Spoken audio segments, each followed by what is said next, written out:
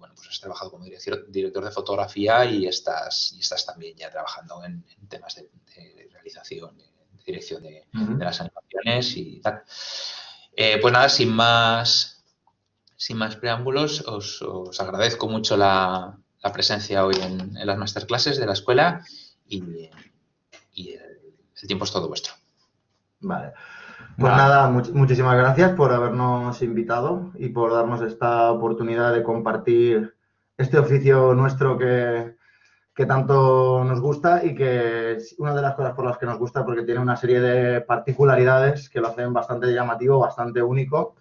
Y bueno, creo que vamos a empezar con un vídeo así rapidito para que veáis cómo es, como unas pinceladas de lo que sería la vida en un estudio de stop motion, concretamente del nuestro, y a partir de ahí empezaremos a contar todos los desafíos tecnológicos y técnicos que supone esta forma de animar. Creo que lo estáis viendo. Pues bueno, le damos. Sí, se ve perfectamente.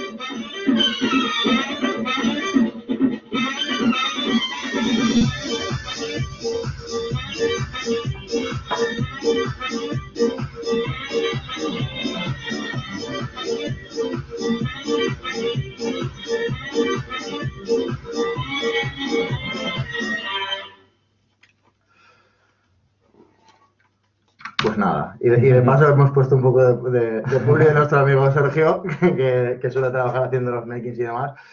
Bueno, ya he visto un poco que con este primer vídeo yo creo que ya rompemos uno de los tópicos del stop motion, que siempre dicen, stop motion, ¿no es eso de los muñequitos de plastilina? No, el stop motion es, en general, la animación de objetos en volumen y que puede incluir, pues ya habéis visto, desde comida, las manos de un animador, cajas, lo que se te ocurra. Entonces, bueno, antes de hablar de los desafíos, más que de los desafíos, vamos a empezar a hablar de dónde surge la idea, ¿no? Cómo surge la idea de que se puede crear este efecto que es la animación de objetos. Y entonces, por eso lo hemos puesto este titular, porque creo que resume muy bien cómo en los comienzos del cine surge esta idea, ¿no? En los comienzos del cine se empiezan a filmar cosas que se mueven y entonces a alguien le empieza a surgir la idea de que se puede fotografiar cosas moviéndolas un poquito para que luego al proyectarse sean ellas las que se mueven físicamente. Y todo esto viene de los primeros trucajes del cine primitivo, pues de gente como Méliès y compañía, pues que hacían el truco. Algo que no estábamos acostumbrados, sí, puedes dejarlo puesto. Sí, y le puedes quitar la voz si quieres, así sigo hablando. Claro, la vista es algo continuo, pero la cámara permite hacer el trucaje de interrumpir, cambiar algo en el decorado o algún elemento, como por ejemplo vemos aquí, y se crea un trucaje. Y bueno, primero pasamos del cambiar una cosa por otra o del que aparezcan cosas que no están.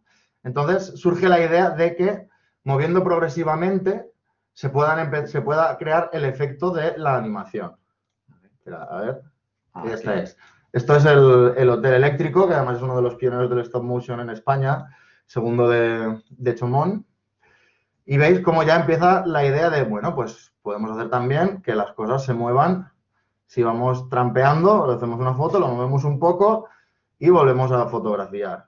Todo esto también surge del hecho de que al final la animación es incluso una técnica anterior al cine, porque existían los zootropos y otros artefactos que ya jugaban con dibujos que progresivamente generaban esa sensación de movimiento. Entonces, bueno, el primer desafío con el que se encuentra la gente que quiere desarrollar esta técnica es con cuál va a ser la manera de que podamos disparar fotograma a fotograma. Primero, el desafío de hacer eso y luego ver hasta qué punto puedes aprovecharte de las ventajas que ofrecen diferentes tecnologías para poder hacerlo con mayor precisión, con mayor comodidad y con mayor seguridad. Y ahora cedo la palabra a mi compañero.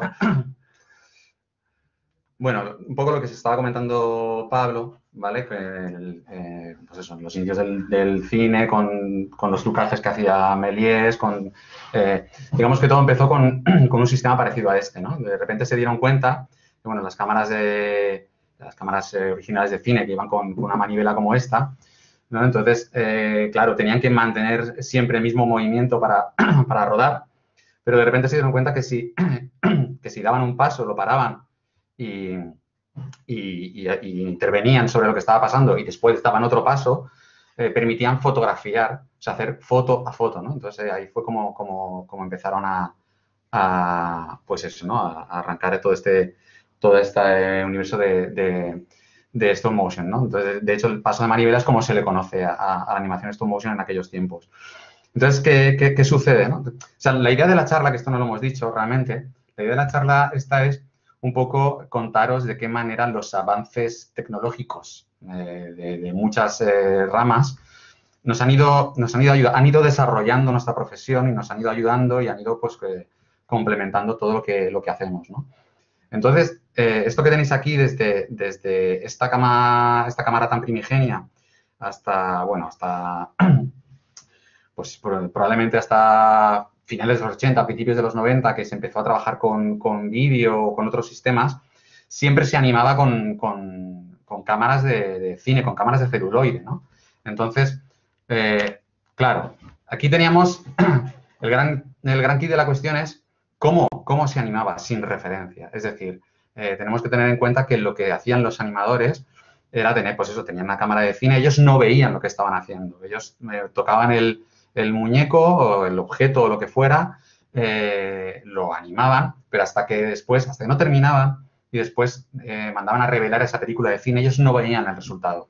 Entonces, claro, era una locura. Entonces, en estas imágenes, como veis, bueno, a la izquierda tenemos a Ray Harryhausen, que es uno de los pioneros de la animación stop motion, uno de nuestros referentes. Y a la derecha tenemos a Phil Tippett también, que es un animador también muy, muy mítico, que, bueno, sigue vivo, de hecho, y que fue quien animó, pues, en Star Wars, las primeras películas, aquí está animando en Robocop. Entonces, sobre todo quiero que os fijéis con estas varillas que tienen y que realmente no están sujetando el objeto.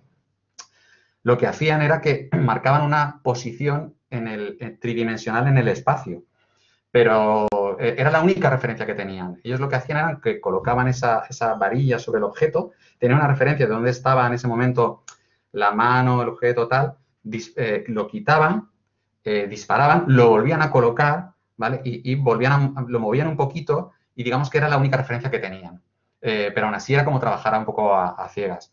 Voy a poner un trocito de vídeo de Phil Tippett para que veáis concretamente esto y entendáis que esto era bastante loco, realmente. Vale, aquí tenemos a Phil Tippett, ¿vale? Entonces, si os fijáis, veis que tiene esas varillas que tiene aquí que realmente están como marcando posiciones en el espacio. ¿Veis? Mueve un poquito un brazo, tal, del monstruito este. Y hay un momento, a ver si lo puedo acelerar un poquillo. ¿Veis? Aquí tiene la cámara de cine. Está disparando detrás de un croma, porque claro, estos objetos, todos los efectos especiales se hacían de esta manera. Entonces, claro, siempre hay que disparar sobre el croma para después integrarlo aquí en esta película, en los caraconos, concretamente. Entonces, a ver si... Aquí está él visionando ya algo que ha rodado anteriormente. Pero hay un momento... Vale, creo que es aquí.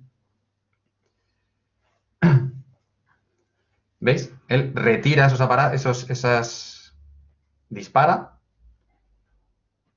y vuelve otra vez a colocarse estas varillas para poder tener una referencia. Pero claro, era algo como muy loco realmente, o sea, era muy complicado. Todo esto cambió cuando realmente entró el vídeo, pasamos ya del celuloide al vídeo, y entonces surgieron, a ver un momentito, ahí. Surgieron aparatitos como esto. Esto realmente es un mezclador de vídeo que se utilizaba en emisiones de televisión y ese tipo de cosas. ¿Esto qué permitía? ¿Qué nos permitía a nosotros? Yo recuerdo que yo llegué a utilizar, en mi primer trabajo, yo llegué a utilizar un aparato muy similar a esto. Esto lo que hacía, veis que aquí tiene una palanca en el medio y lo que hacía básicamente era mezclar dos señales de vídeo. Entonces, tú lo ponías en la posición A y veías el fotograma anterior que acabas de disparar y lo ponías en la posición B, bajabas la palanquita y veías el vivo, lo que estaba viendo en ese momento la cámara. Entonces, ibas moviendo palanquita para un lado para otro y veías frame anterior, frame que ibas a disparar. De hecho, lo ponías en la posición intermedia y se creaba como una imagen fantasma, se mezclaba. Entonces, se mezclaban las dos imágenes y tú eras capaz de ver cuánto se había desplazado lo que tú acababas de mover. Cuando esto sucedía, teníamos en aquel momento, también había unas tarjetas gráficas, unas tarjetas capturadoras de vídeo que surgieron y que incluían una especie de software muy precario donde podíamos animar y que se conectaba con esto. Entonces, sí que podías lanzar todo lo que habías animado para verlo, pero tampoco era como muy fluido, ¿vale? Tenía que hacer como una especie de render el programa, calcularlo un tiempo, y entonces ya te lanzaba todos los fotogramas y podías verlo, ¿vale? Entonces, así empezábamos a trabajar. Yo recuerdo que además, directamente en el monitor que teníamos, nos hacíamos marcas directamente sobre el monitor para decir, vale, va de aquí a aquí, aquí hay una aceleración, aquí hay... porque no había otra manera, ¿no? Pero como ya vemos, como la tecnología ya poco a poco ya esto fue como un gran avance, ¿no? Y luego ya la gran revolución realmente vino cuando yo os digo que aquí estábamos con vídeo. Entonces, ¿qué pasa? El celuloide tiene una calidad determinada que era mayor que la del vídeo. Entonces, el vídeo tampoco se utilizaba para todo.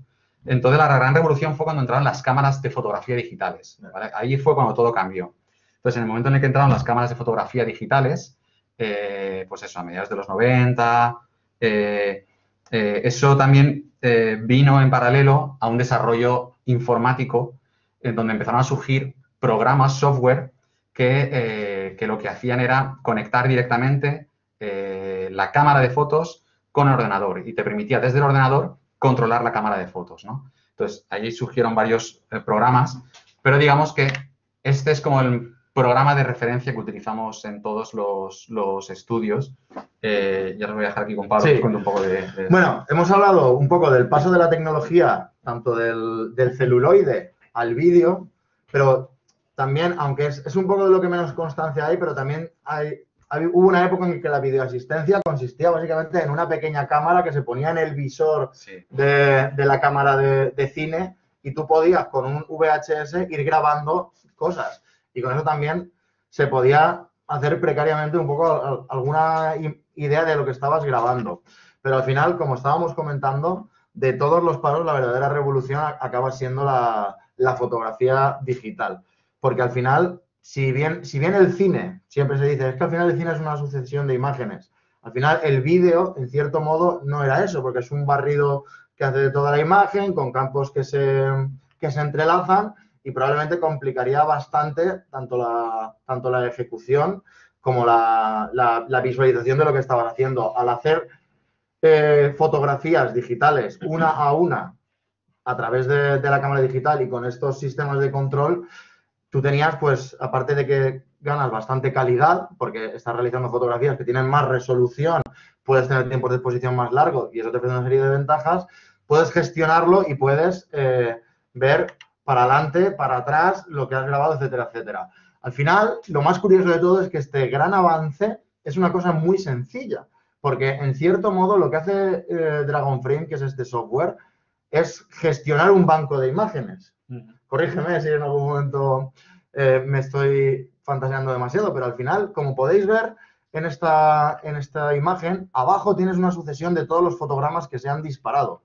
Y eso simplemente está en una carpeta y este programa lo que hace es facilitarte el visualizarlos. Y tú puedes ver toda la secuencia entera, puedes ver el anterior y el fotograma en vivo, digamos, lo que nosotros le llamamos el vivo, ¿no? Que es lo que está, que es como la imagen que dispararás. Puedes hacer una serie de cosas, puedes hacer bucles y te permite sobre todo in situ y en el momento manipular. O sea, puedes coger un mismo fotograma y duplicarlo. Si haces un ciclo, lo puedes copiar y lo puedes pegar. Y además tiene incluso herramientas que emulan esto que contaba Vicente, de que a veces hacían marcas en el monitor. Pues aquí ya tienes, podéis verlo en la parte superior izquierda o derecha, según cómo lo miréis, toda esa herramienta que permite claro, muchas cosas. Hacer marcas, por ejemplo, transparencias, cargar películas. Exacto, puedes cargarte películas de referencia para poder imitar un movimiento de algo. No sé, es muy, muy versátil. Sí. Quiero aclarar también que hemos visto las varillas, que las varillas servían como referencia para las posiciones anteriores de los muñecos, pero luego también otro pequeño avance de la tecnología fue lo que podéis ver que está sujetando el muñeco, que son los famosos rigs. Porque claro, en ocasiones hay que hacer que algunos personajes u objetos no estén en contacto con el suelo, con lo cual flotan, y tenemos también un sistema de varillas que es muy parecido a lo que veremos luego, que son las armaduras de las estructuras internas, que es lo que está sujetándolo en esta foto.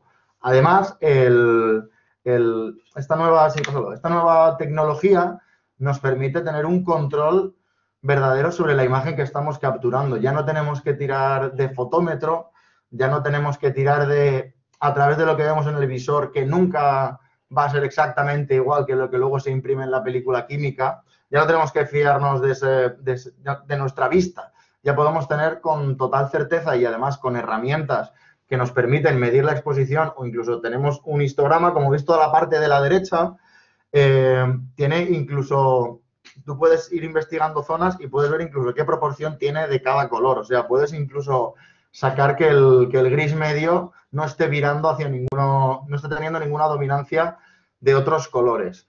Y bueno, también como curiosidad, otra de las aplicaciones que tenemos, ¿quieres comentar algo? Sí, no, una cosa que en el fondo parece muy obvia, pero que realmente para nosotros es radical, y es que uno de los grandes avances de esto es que todo lo que estaba comentando Pablo, todo lo que puedes hacer con la cámara, y es que lo más primordial es que una vez tú colocas la cámara, o sea, la cámara ya no la tocas. Claro. Para nosotros es imprescindible el hecho de que no se toquen ni se muevan las cosas que no se quieren mover. Entonces, esto te permite toda la configuración de la cámara, absolutamente toda, se hace desde este programa. Claro. ¿Sabes? Es decir, la velocidad de obturación, todo. No tocas la cámara, ¿no? Y eso es lo que es súper importante también. Claro, eso porque pasamos, si vemos la evolución, hemos pasado de que tenías que físicamente manipular la cámara con el paso de manivela, y eso necesariamente no puede ser bueno, porque tú estás intentando que solo se mueva lo que tú quieres que se mueva. Con lo cual, manipular la cámara no es bueno. De hecho, hemos visto en el vídeo de Phil Tippett que tiene un disparador remoto, y ya pues era una ventaja con respecto a no tener que preocuparse de hacerlo con un cuidado mínimo para que luego la imagen no tuviera temblores extraños. Y otra cosa que nos permite, que no sé si quieres explicar mejor tú lo que es el lip sync. Claro, una cosa que nos permite esto es cuando un personaje habla, por ejemplo, este programa lo que te permite es poner aquí la pista de audio. Nosotros tenemos aquí un diseño de las bocas, y entonces el animador lo que hace es que pues eso, va escuchando la pista de audio y va seleccionando qué bocas va a querer utilizar, ¿no? Va a querer utilizar tal. Entonces, todo ese trabajo previo, después en el momento en el que vuelvo atrás, en el momento en el que está animando, aquí, por ejemplo, ya puede aparecerle aquí una ventanita donde aparecen las bocas que él ha seleccionado, de manera que solo tiene que ir a la cajita donde tiene sus bocas y colocar y poner las bocas que corresponden, ¿no?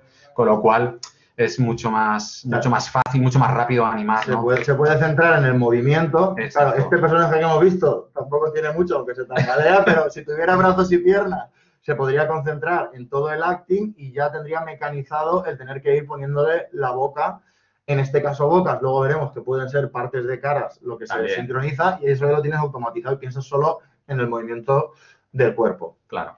Y otra de las, acabamos con el Dragon Frame, con otra de los grandes avances tecnológicos que nos han ayudado, que es, esto es otro módulo que tiene el Dragon Frame. Claro, y ahora viene otro tema que es la Motion Control, que he visto así, no se sabe muy bien lo que era, pero aquí podéis ver que al final la Motion Control no es ni más ni menos que la solución o la progresión lógica de lo que ha pasado con el Stop Motion, que es, si nosotros queremos que un objeto se mueva, lo que tenemos que hacer es fotografiar, moverlo un poquito, fotografiar, moverlo un poquito, etcétera.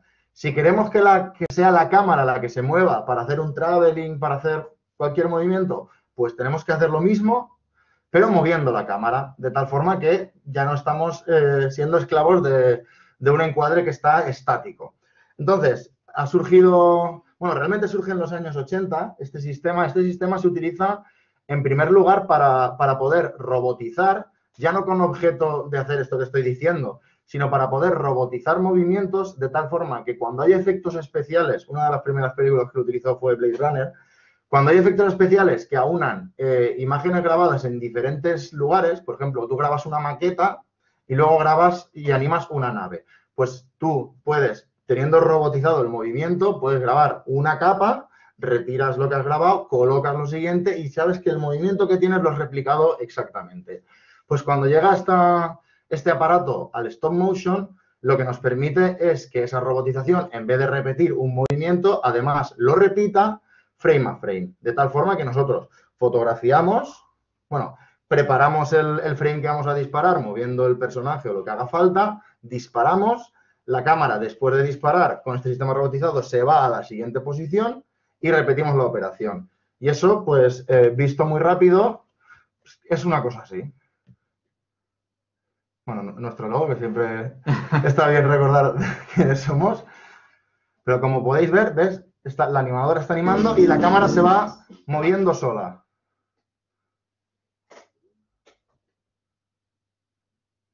Ya luego, al final del vídeo, vamos a ver el resultado.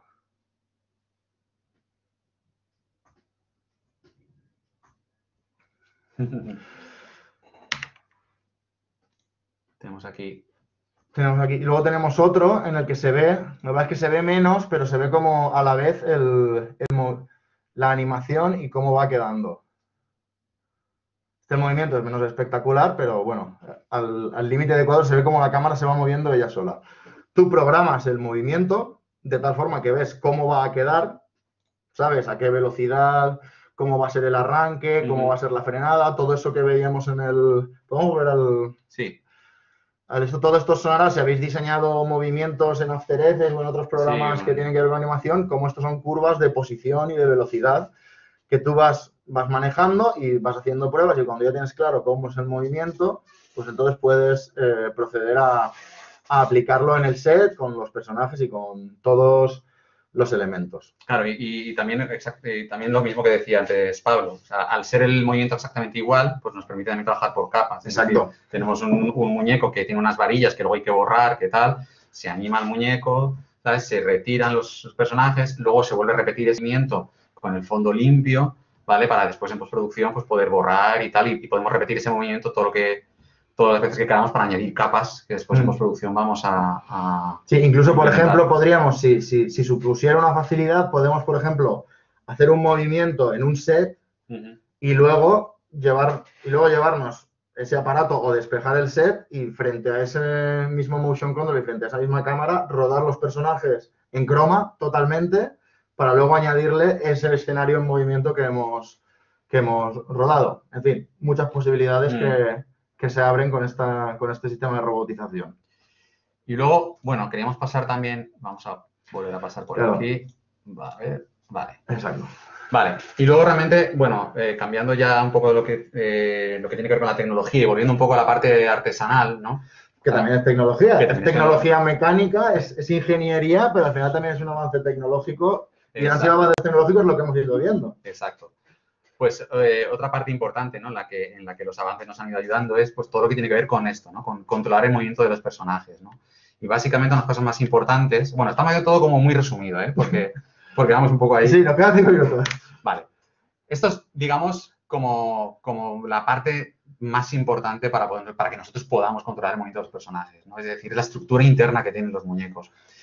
Lo que veis aquí a este lado realmente es la estructura original que tenía el muñeco de King Kong, que es de los años 30, que como veis ya era quiero decir, se parece bastante a las estructuras que utilizamos hoy en día, ¿no? A la derecha pues tenéis varios personajes de algunas películas de Tim Burton y tal, que bueno, las hemos añadido para que veáis, son además estructuras muy complejas porque son muy finas, los personajes son muy delgados, con piernas muy delgadas, son estructuras complicadas de hacer. Porque son complicados de animar y de mantener los pesos, ¿no? Entonces, toda la mecanización de, pues eso, la manera de manejar el acero y otras piezas ha ayudado mucho, ¿no? a este tipo de construcción de estructuras, que luego no siempre tienen por qué ser así de complejas, ¿no? Aquí, por ejemplo, bueno, esto es un personaje nuestro también para que veáis, ¿no? De un corto nuestro donde tenemos una estructura similar a la que hemos visto, pero luego también pueden ser estructuras mucho más básicas como esto que veis aquí, por ejemplo, que esto que veis aquí abajo es una estructura de alambre, utilizamos un alambre especial de aluminio, ¿no? Que también nos permite controlar pues para hacer las alas de este personaje, por ejemplo, ¿no? Si me permite un inciso, una cosa importante de la estructura, aparte de que le dé la forma al personaje, que su función principal es que las cosas se queden en el sitio. Exacto, que si tú mueves un brazo a un sitio, no se vaya, sino tiene que tener una cierta articulación y una cierta entereza para mantener todas las posiciones que tú le quieres dar al personaje. Claro, efectivamente. O sea, la clave de una estructura como esta es que tú lo muevas y se quede ahí y o sea, que lo puedas controlar, ¿no? Por eso es muy importante las articulaciones, ¿no? Las articulaciones estas que veis aquí con bolas y presas de acero que permite además tensionar el muñeco en determinados puntos para que soporte una posición concreta, ¿no? Todo esto, digamos que nos ha llevado, por ejemplo, a cosas como esta, ¿vale? Esto es de la película Frankenweenie, donde también se desarrollan muchas veces estructuras faciales. Porque hay veces que las cabezas de los personajes, por ejemplo, en este caso, son de silicona, una silicona muy flexible que permite que al mover la estructura interna, que el animador presione sobre algunos puntos y los mueva, pues la silicona, digamos, responda y pueda abrir y cerrar boca y tal. Digamos que hasta este punto se han ido desarrollando las estructuras, ¿no? Vale. Esto también nos lleva un poco a hablar un poco de materiales y con esto acabaríamos, ¿no?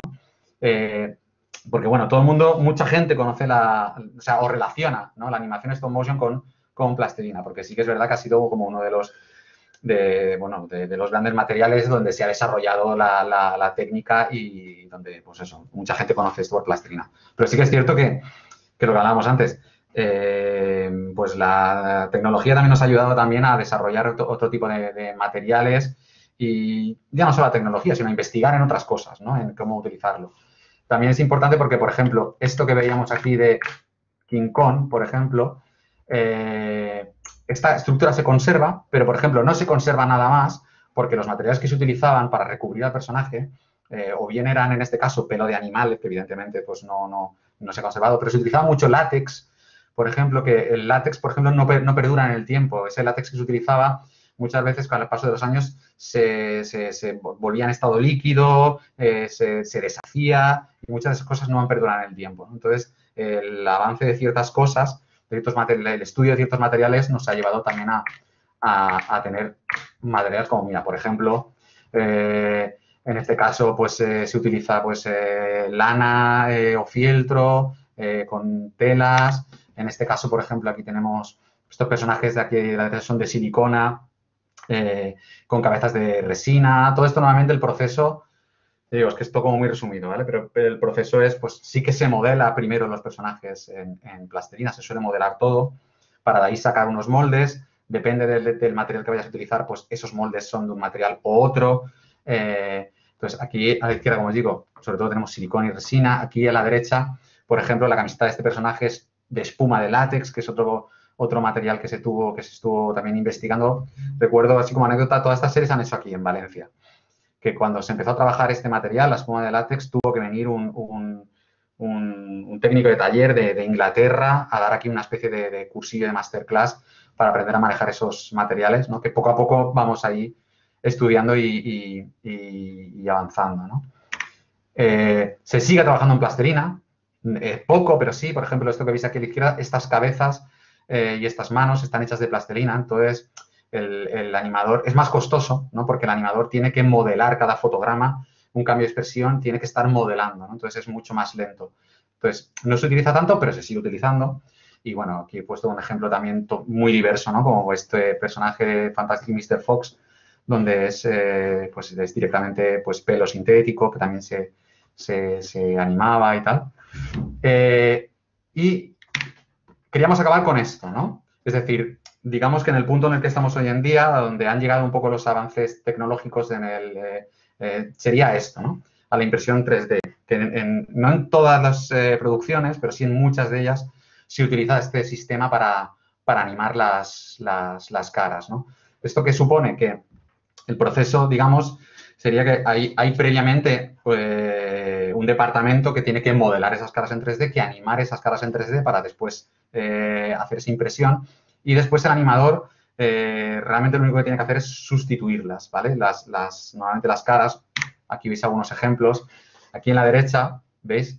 Tienen como unos pequeños imanes, ¿no? Donde las caras siempre van en el mismo sitio, ¿no? Se ponen y se quitan, ¿no? Lo cual hace que, bueno, que en ese sentido la animación también sea más fluida y más realista, ¿no? Para esto también hay gustos, ¿eh? Es decir, no, digamos que no todo el mundo sigue la misma vertiente, porque sí que es verdad que se ha llegado, que precisamente los avances tecnológicos han llegado a un punto en el que ha hecho que haya producciones muy hiperrealistas, que prácticamente parezcan 3D, ¿no? Por ejemplo, os voy a poner un trocito de una película de Laika, que es el estudio que más está desarrollando este tipo de técnica, para que lo veáis, con esto concluimos, para que veáis hasta qué punto están llegando las cosas, ¿no? Bueno, esto es de Cubo, no es la última película, pero bueno, se puede ver. Evidentemente aquí hay muchas cosas también en 3D, pero bueno, simplemente para que veáis la fluidez de movimiento, todos estos personajes, todo esto es stop motion, a que no lo parezca también, pero...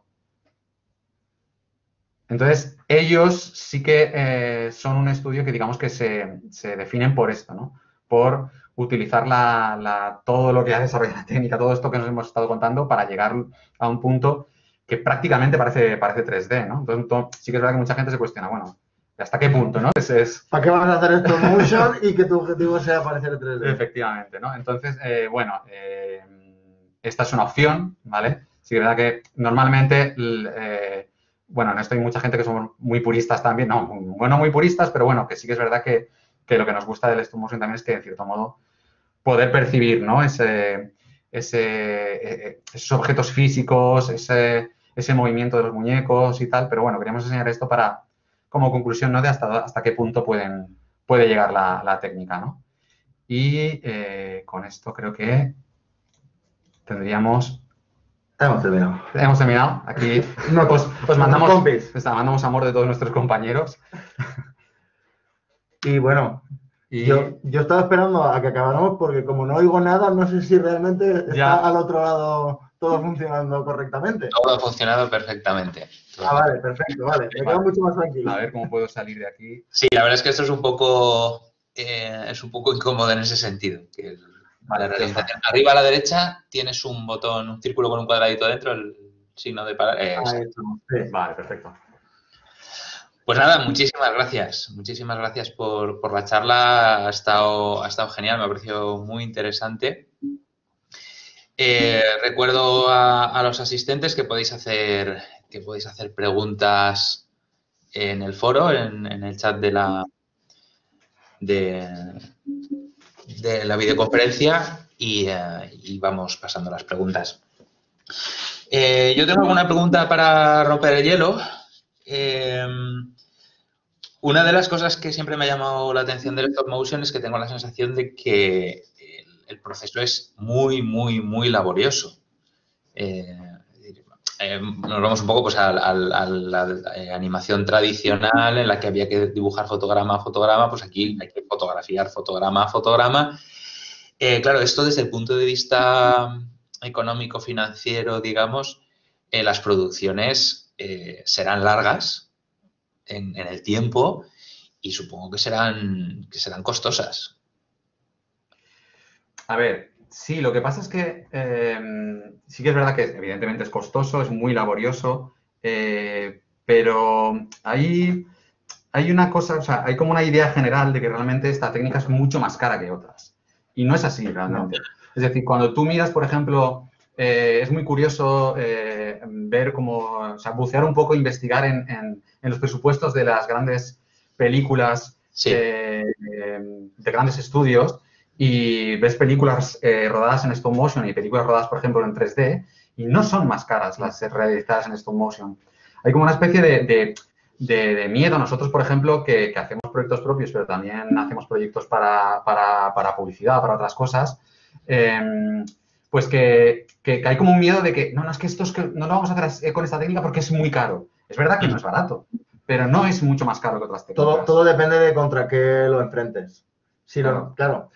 A lo mejor la mínima calidad que puedes tener con stop motion y mínimo presupuesto es más que la mínima calidad que puedes tener con una animación hecha en After Effects de barateo. Pero hay un ejemplo muy claro que es cuando Artman Animation, que son estos de Evasión en la Granja, Wallace y Gromit, La Oveja Shaun, etcétera, etcétera.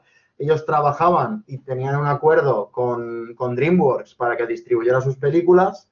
Ellos hicieron una serie de películas, hicieron Evasión en la Granja, hicieron la de Wallace y Gromit, luego hicieron un par en 3D. Una creo que es Arthur Christmas y la otra es Ratónpolis, creo que.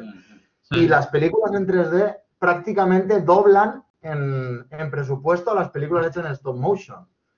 Y también recaudaron menos. Pero que te quiero decir que tú ves un presupuesto de una película, por ejemplo, hemos visto Cubo y las dos cuerdas mágicas y seguramente tendrá, no sé si, creo que tenía como 80 y algo millones de dólares de presupuesto y, por ejemplo, Frozen creo que llega casi a los 200. O sea, que depende un poco de todos los estándares, del tiempo que le des a la gente para trabajar y de un montón de factores. De acuerdo. Sí que es verdad que la producción digital, además no hay más que ver los créditos de las películas, son métricos y aquello es una multitud tremenda. Entonces, efectivamente, en ese sentido, también comparativamente se encarece mucho aquellas. Sí que es verdad que al ver el pitote que hay montado, da la impresión de que vaya a ser como una cosa que, vamos, tiene que ser esto un tragadero de dinero que no se puede imaginar. Pero claro, al final, la gente que está trabajando en animación 3D está haciendo lo mismo, solo que en entornos virtuales. Claro. ¿Sabes? La animación 3D tampoco es decirle al muñeco, ve de aquí a aquí, al modelo 3D, ve de aquí a aquí y él te lo hace solo. No, también tienes un montón de... No, está claro. Además, ahí sí que nuestros estudiantes, sobre todo de 0 para arriba, tienen claro que no es para nada inmediato. Claro, lo que sí que es cierto es que, por ejemplo, se hacen muchos menos trabajos en stop motion porque realmente es muy específico, hay menos profesionales también. Entonces, eso también es verdad. Hay menos industria, menos profesionales. Los animadores, por ejemplo, van moviéndose. Estamos trabajando con un animador aquí que a lo mejor en una semana está en Inglaterra trabajando. Entonces, pero bueno. Vale. Pregunta Wenrui, ¿cuál consideráis que es el problema o reto más grande que os habéis encontrado a la hora de la producción de un corto o de un largometraje? Entiendo también. Normalmente suele ser precisamente el tema del dinero. Y de la gente. Claro. Vale. No, pero sí que es verdad que al final cuando desarrollas tu propio estudio, al final un poco cada proyecto supone ser pionero en tu propia metodología. ¿Por qué? Porque tú con stop motion, sobre todo, nos sucede mucho que lo que estamos vendiendo son cosas, intentamos vender cosas que no se han visto. O sea, de repente hacemos vídeos de recetas de cocina, ¿sabes? En que las cosas están animadas. Pues tienes que investigar y pararte a investigar cómo funciona la comida en animación stop motion, cómo perder, etcétera, etcétera. De repente queremos hacer un vídeo, pero queremos hacerlo todo con maquetas de cartulina. Pues tienes que investigar esa técnica, cuál es la mejor manera, cuál es la mejor tecnología. Es una cosa que nos mantiene bastante en forma a nivel de ingeniería. Sí. De hecho, lo que intentamos siempre es, cada vez que nos surge algún proyecto y tal, siempre nos gusta hacer algo que a lo mejor no hemos hecho antes. Probar con materiales y con cosas que no hemos hecho antes para tal. Pero bueno, realmente, volviendo a la pregunta, sí que es verdad que por ejemplo, ahora de un corto o tal, no sé qué, sí que es verdad que la búsqueda de, por ejemplo, de financiación, hablamos sobre todo de España, de este país, que es complicado. La búsqueda de financiación, muchas veces también el personal, pero vamos, sí. Caber, a veces el mayor desafío es caber todo el mundo en el estudio.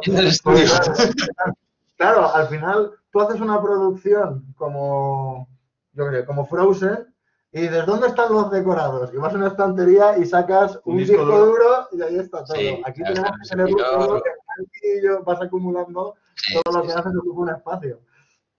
El trastero, necesitas un trastero muy grande. Vale, nos pregunta Diego, dice, para que una secuencia stop motion haga parecer que sea animación 3D, ¿cuánto tiempo y cuántas capturas podría llevar? Claro está que esto depende del tipo de secuencia y tal. Yo casi la reformularía un poco, es decir, ¿qué se hace? ¿Qué técnicas creéis que están utilizando la gente que se va a hacer que parezca 3D para conseguir que lo parezca? ¿De qué parte de la producción depende?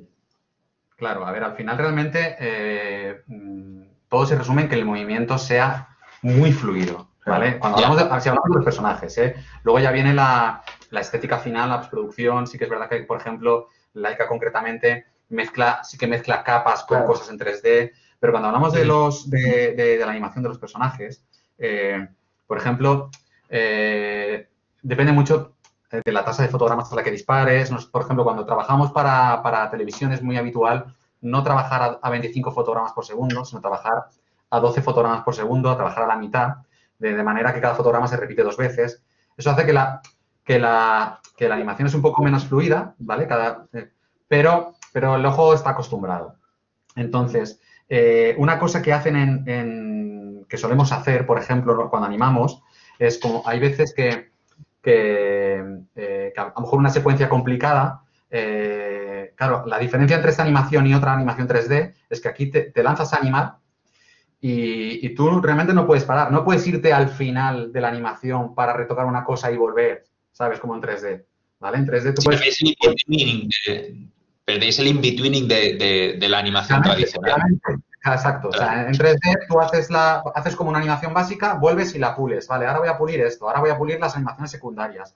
Y vas dándole capas. Aquí no. Aquí arrancas desde fotograma 1 hasta el tal. Entonces, cuando una animación es muy compleja, hacemos una cosa que se llama blocking, que es decir, hacemos la animación en plan básica, ¿sabes? Prácticamente, bueno, aquí tengo una estructura, ¿vale? Entonces, básicamente es como movemos el muñeco como muy a golpes, simplemente ¿vale? Lo que hace Laika, por ejemplo, es que de hecho esto es como una especie de pesadilla para los animadores, es que cada plano lo pueden repetir 4 o 5 veces hasta que el animador realmente hace el plano real.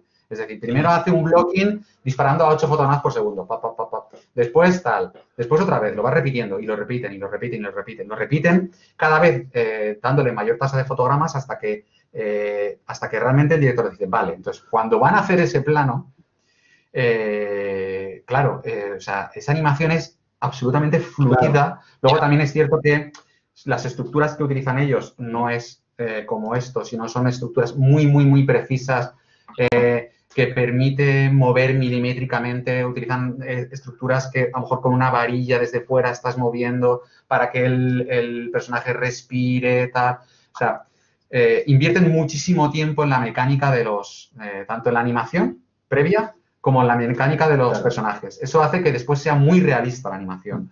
Yo quería decir 2 cosas. Una, primero, en referencia a lo de hacer el mismo plano muchas veces, cuando se hace eso, el animador acaba muy quemado, pero el director de fotografía y los técnicos de la motion control viven mucho más tranquilos, porque has tenido más oportunidades para ver que la luz le da bien al personaje en cada una de las posiciones en la que está, que todos los reencuadres funcionan, etcétera, etcétera. Y la segunda es que, claro, a lo mejor en movimiento podemos plantearnos que el stop motion aspira a llegar al nivel del 3D, pero realmente en el stop motion hay cosas en las que supera al 3D, porque estás fotografiando cosas que existen y cosas como la luz o como la textura de los materiales. El stop motion en muchas veces es superior al 3D precisamente por eso, porque estás fotografiando algo que existe, la manera en la que incide la luz, en la que se refleja, en la que se hacen los degradados, una textura de tela, etcétera, etcétera, puede llegar a ser incluso más realista que el 3D. Claro, no hay nada más realista que aquello que es real. Claro. Claro, sí, además explica también un poco el tema del coste por las horas de render claro. Del 3D.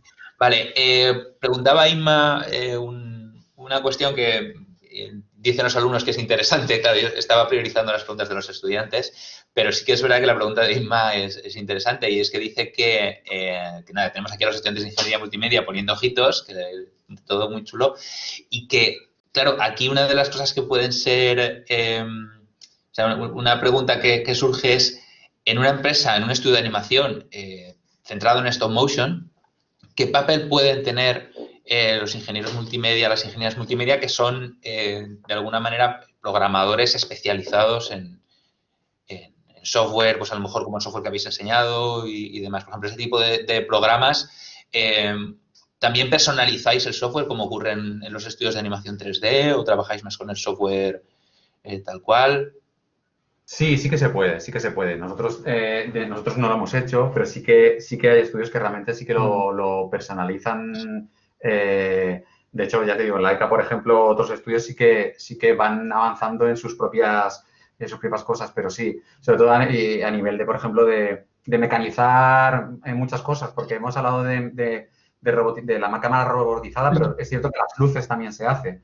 También se mecanizan las luces y también se animan.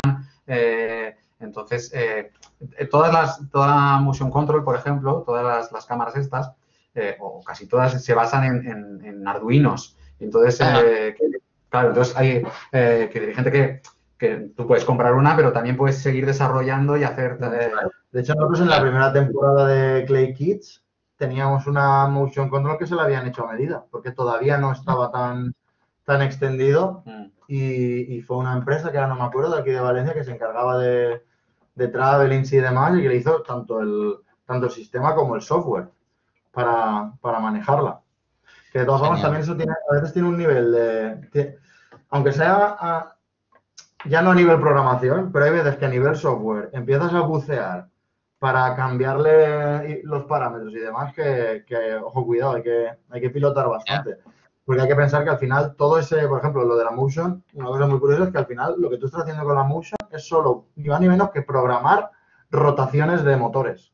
Porque tiene 3 motores y tú estás programando las posiciones y el número de fracción de vuelta que da cada motor entre foto y foto.